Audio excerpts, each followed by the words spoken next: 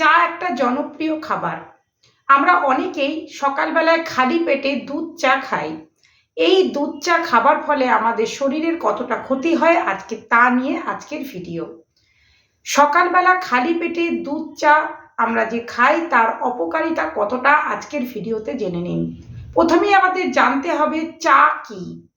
আমরা আমাদের যে দুধ দিয়ে চা করি সেই দুধে থাকে ক্যাসিন নামের প্রোটিন এবং চা পাতাতে থাকে ফ্লেভোলাইট নামে একটি পদার্থ। এই দুটো যখন একসাথে আমরা মিলিত করি এবং চা তৈরি করি এর ফলে কেমিক্যাল রিয়াকশন হয় এবং সেটি বিষে পরিণত হয়।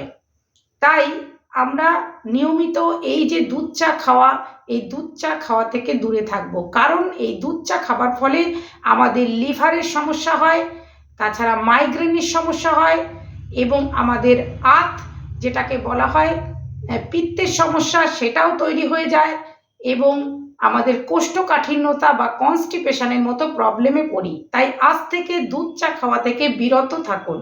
সকলে ভালো থাকবেন, সুস্থ থাকবেন। প্রণাম।